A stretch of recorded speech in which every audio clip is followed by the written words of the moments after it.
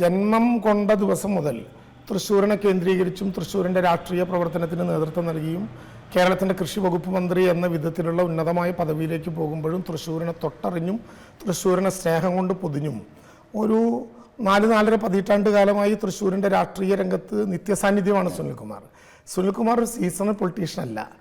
തെരഞ്ഞെടുപ്പ് വരുമ്പോൾ മാത്രം വരികയും നേരത്തെ നിന്നിരുന്ന സ്ഥലത്ത് തോൽക്കുമെന്നറിയുമ്പോൾ വഴിമാറി പോരുകയും ചെയ്യുന്ന ഒരു സ്ഥാനാർത്ഥിയല്ല സുനിൽ തീർച്ചയായിട്ടും ഇടതുപക്ഷ ജനാധിപത്യ മുന്നണിയുടെ ജനമേറ്റുവാങ്ങുന്ന രാഷ്ട്രീയത്തിൻ്റെ ഏറ്റവും പ്രകടമായിട്ടുള്ള ഒരു അവതരണമാണ് സുനിലിലൂടെ ഇടതുപക്ഷ ജനാധിപത്യ മുന്നണി. ജനം ഇതുപോലൊരു കാലത്ത് ഒരു ഫൈറ്ററായിട്ടാണ് സുനിൽ കുമാറിനെ കാണുന്നത്. അങ്ങനെ മാത്രമല്ല, ഈ മോദിയുടെ താടി കണ്ടാൽ പേടിക്കാത്ത, ഏതെങ്കിലും വിധത്തിൽ പണം കൊടുത്ത് പ്രീണിപ്പിച്ചാലും പേടിപ്പിച്ചാലും തിരിച്ചു പോരാത്ത, കേരളത്തിൻ്റെ അവകാശങ്ങൾക്ക് വേണ്ടി നെഞ്ചുയർത്തിപ്പിടിച്ച് കേന്ദ്ര ഗവൺമെൻറ്റിൻ്റെ മുമ്പിൽ അവകാശത്തിന് വേണ്ടി വാദിക്കാൻ കഴിയുന്ന തൃശ്ശൂരിനറിയാവുന്ന ഒരാൾ.